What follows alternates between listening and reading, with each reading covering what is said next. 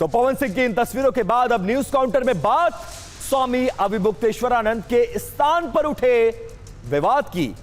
आज और अब अकबर, औरंगजेब और हुमायूं और कालनेमी तक यह पूरा विवाद पहुंचता हुआ नजर आ रहा है। शंकराचार्य स्वामी अविमुक्तेश्वरानंद जहां लगातार सरकार पर हमला कर रहे हैं, वहीं आज सीएम योगी आदित्यनाथ ने कुछ ऐसा कह दिया है कि जिसके बाद इस विवाद ने एक नया रूप ले लिया है। योगी ने बिना नाम लिए कहा कि जो सनातन के खिलाफ हैं वो कालनेमी हैं।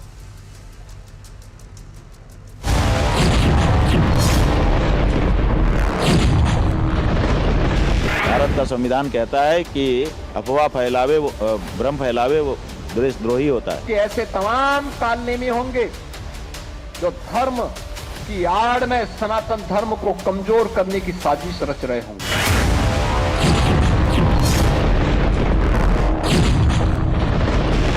धर्म से सनातन धर्म की और विशेष रूप से हमारी प्रतिष्ठा की, हमारे मठ के रेवेन्यू की सबकी क्षति हो रही है। एक योगी के लिए धर्म और राष्ट्र से बढ़कर के कुछ नहीं होता। यही उसके जीवन का ध्येय होना चाहिए।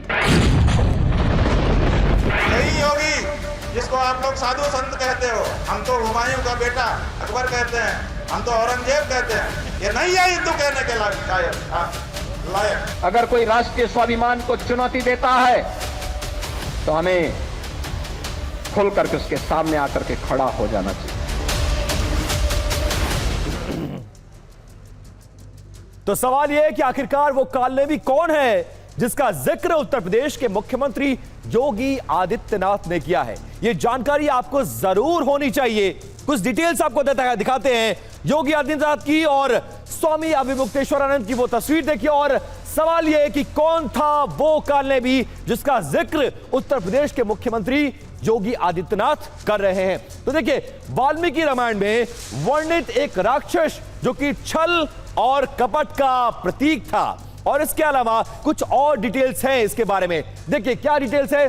बजरंगबली को संजीवनी बूटी लाने से रोकने के लिए रावण ने इसी कालनेमी का इस्तेमाल किया था, जिसकी चर्चा आज सीएम कर रहे हैं। इसके अलावा भगवान हनुमान को ऐसा बताया जाता है कि उनको भ्रमित करने के लिए भी साधु का रूप इसी कालनेमी नाम के राक्षस ने धर लिया था, जिसका जिक्र यहां पर किया जा रहा है। बजरंगबली ने राक्षसी माया को पहचान लिया और उसका वहीं पर वध कर दिया, और कालनेमी को कपट, छल और पाखंड का भी प्रतीक माना जाता है, जिसकी तस्वीर एक एआई इमेज के जरिए हम आपको यहां दिखा रहे हैं। तो देखिए, इधर सरकार से तकरार, तो उधर शंकराचार्य और बाघ बेला प्रशासन में नोटिस वार चल रहा है। दोनों तरफ से, इधर से नोटिस उधर से नोटिस आ रही है, और प्रयागराज के माघ मेले में विवाद अब नोटिस से आगे बढ़कर आजीवन बैन तक पहुंच गया है।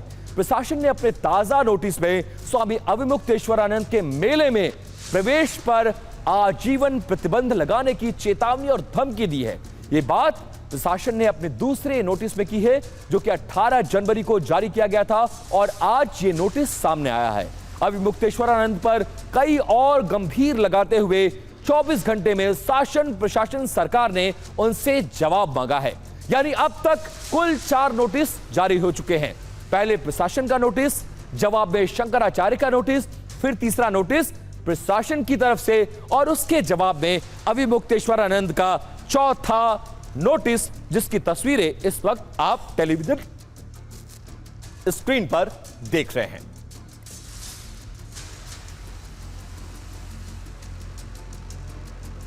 तो न्यूज काउंटर में आपके लिए यह जानना जरूरी है कि प्रशासन के पहले और दूसरे नोटिस में आखिरकार क्या महत्वपूर्ण बातें हैं। तो देखिए, मौनी अमावस्या पर अव्यवस्था का आरोप स्वामी अविमुक्तेश्वरानंद के द्वारा लगाया गया था। वीआईपी मूवमेंट से स्थान को बाधित करने का दावा यह प्रशासन ने कहा। सुरक्षा में सेंध और मेला नियम तोड़ने तक का जिक्र इस नोटिस में किया गया है। जवाब न मिलने पर उन पर आजीवन प्रतिबंध की चेतावनी सरकार और प्रशासन के द्वारा किया गया है। मेले में गए जो जमीन उनको और उनके आश्रम को दी गई है, उस जमीन को वापस लेने का भी एक तरह से इस नोटिस में धमकी है। 24 घंटे में नोटिस का जवाब न देने पर शासन एक्शन लेने की उन पर बात कह रहा है। तो एक तरफ प्रशासन और शंकराचार्य में ठनी है, तो दूसरी तरफ साधु और संत भी इस पूरे विवाद पर बटे हुए नजर आ रहे हैं।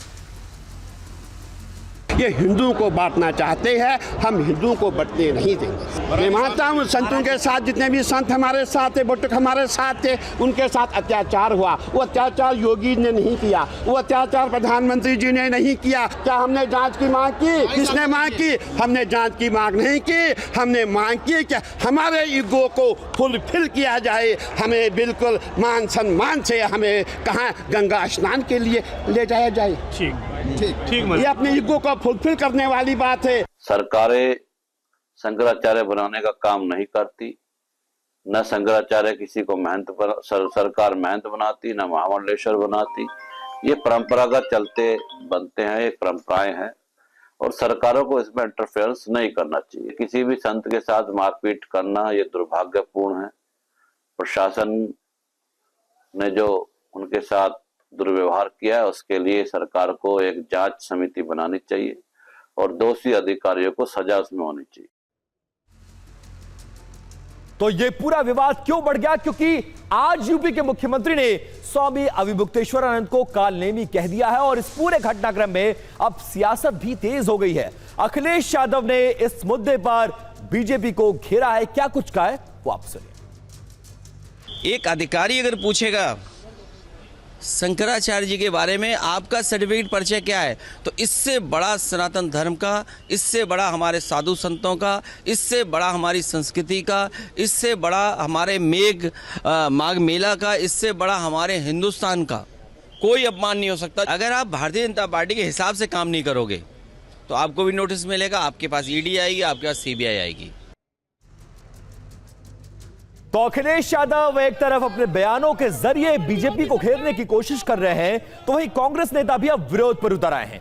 कांग्रेस नेताओं के द्वारा हरिद्वार के चंद्राचार्य चौक पर सामूहिक मुंडन करवाया गया है और बीजेपी और प्रशासन के खिलाफ इस दौरान जमकर नारेबाजी की गई।